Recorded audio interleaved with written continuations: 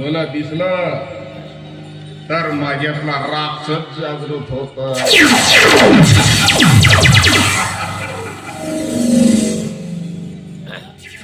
आणि तोच गुन्हा या ठिकाणी करणारच.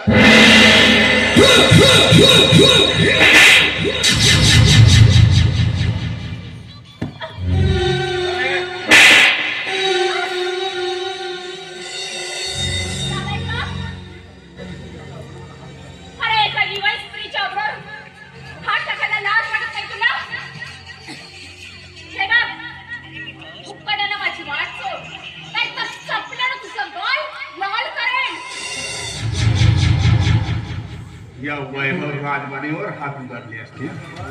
आता बघ, आता बघ.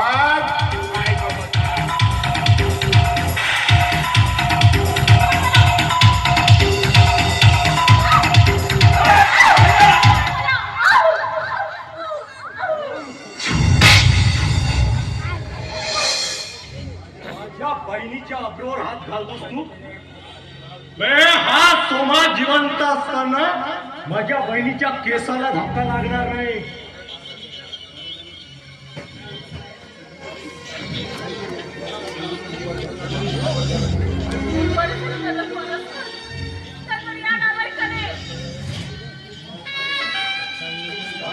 बस काय बस, तू घाबरू नकोस.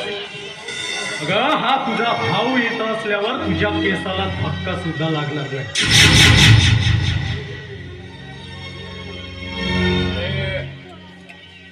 मला ओळखलं फुकट मारशील, फुकट.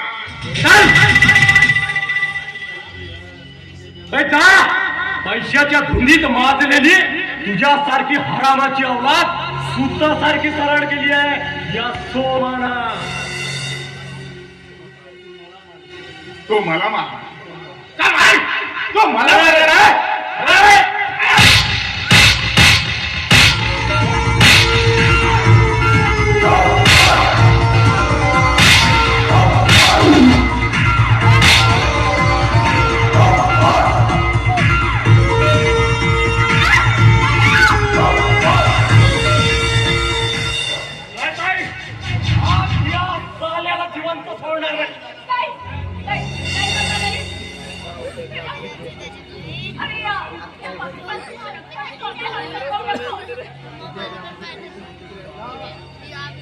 आई, यानं तुझ्या अग्रोवर हात घातलाय.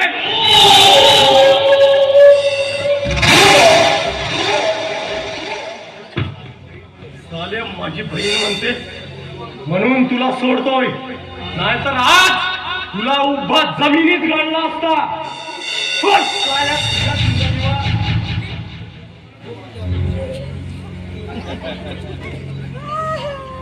आई आई आई आई आई मला कसं तरी वाटते. आई आई मला वाचव. आई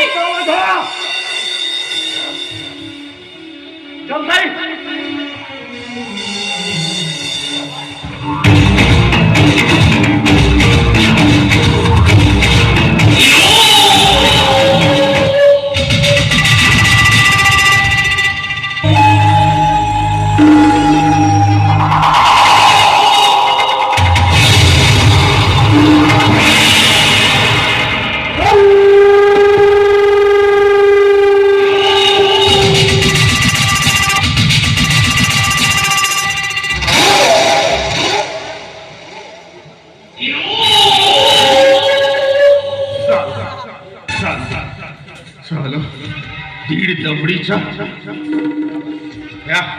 वैभव राजमानेवर उठून गेलाय तो साला.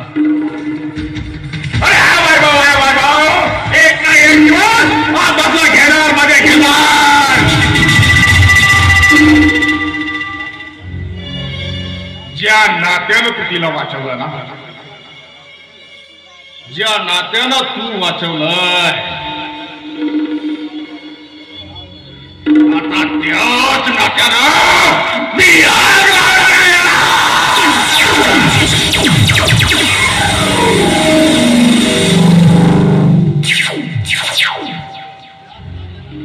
आणि त्याच नात्याला कलंक लावेल. आणि या वैभवाला खाली